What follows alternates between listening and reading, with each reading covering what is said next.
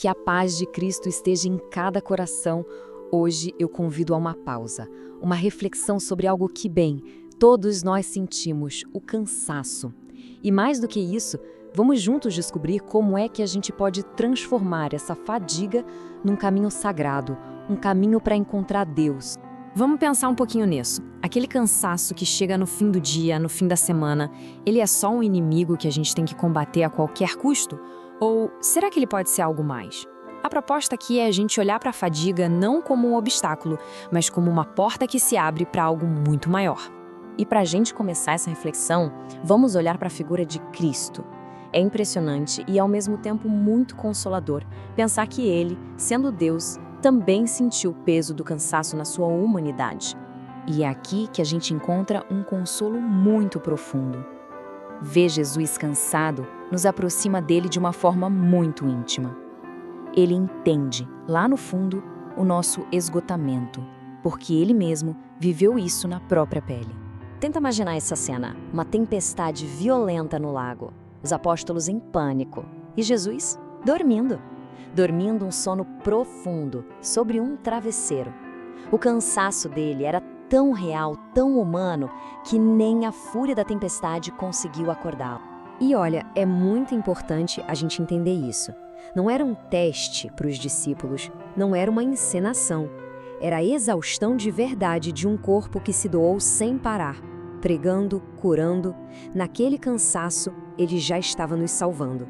E aqui a gente vê o coração de Jesus, a ternura dele.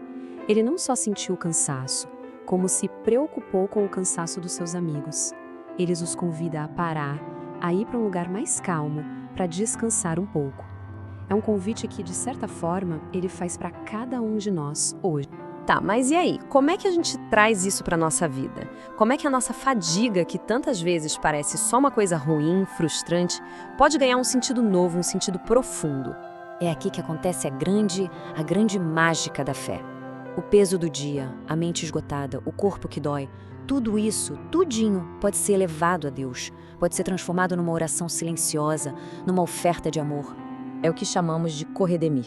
É como se cada gota do nosso suor, cada suspiro de cansaço, quando a gente oferece a Ele, se unisse ao sacrifício imenso de Cristo na cruz. O nosso pouco, unido ao tudo dele, ganha um valor infinito e ajuda na salvação do mundo. Pensa na força que tem essa frase. O nosso cansaço, quando oferecido, tem um poder que a gente nem imagina. É um apostolado silencioso, escondido, mas de uma fecundidade imensa aos olhos de Deus. O cansaço vira uma verdadeira escola de virtudes. Ele nos ensina a humildade porque mostra que temos limites, que precisamos de Deus. Ele nos ensina a caridade porque nos faz entender e ter mais paciência com o cansaço dos outros. E ele nos faz crescer na fortaleza, porque a gente aprende a continuar por amor, mesmo quando as forças parecem ter acabado. Mas veja bem, santificar o cansaço também significa santificar o descanso. Porque descansar não é um luxo nem um sinal de fraqueza. É uma obrigação sagrada. A gente precisa lembrar que cuidar da vida, da saúde que Deus nos deu, faz parte do 5º mandamento. O descanso é fundamental para a gente poder continuar nossa missão, para servir a Deus e ao próximo com mais energia e generosidade. Tem uma imagem muito bonita de São José Maria Escrivá que ajuda a gente a entender isso. Ele dizia que nosso corpo é como um burrinho que nos carrega pelos caminhos de Deus aqui na Terra. A gente precisa cuidar bem dele, dar o descanso necessário para que ele não pare no meio do caminho. Mas atenção, é fundamental a gente saber diferenciar o descanso santo da preguiça. A grande diferença está na intenção. O descanso santo busca recuperar as forças para amar e servir mais e melhor. Ele abre a nossa alma para Deus. Já a preguiça é uma busca egoísta pelo próprio conforto, é uma fuga do dever que nos fecha em nós mesmos. Certo? Então, como é que se aprende essa arte de descansar bem? Como a gente pode transformar o nosso repouso em algo que realmente nos renova, por dentro e por fora, e que nos aproxima de Deus? A primeira coisa a entender é que descanso não é necessariamente não fazer nada. Muitas vezes é simplesmente mudar de atividade. É trocar o trabalho que exige concentração por um passeio na natureza. É distrair a mente com atividades que pedem menos esforço, mas que alimentam a alma. Existem alguns passos bem práticos que podem guiar a gente. Primeiro, ter um pouco de ordem na vida. Um horário que ajude a encontrar tempo para o que importa. Segundo, cuidar do sono, que é um presente de Deus para restaurar o corpo.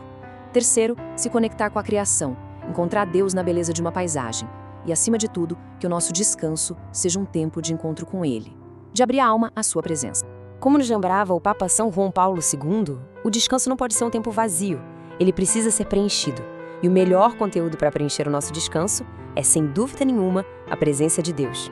E agora a gente chega no ponto central, não é? Como é que a gente vive tudo isso? Como trazemos isso para a nossa vida concreta, para o nosso dia a dia?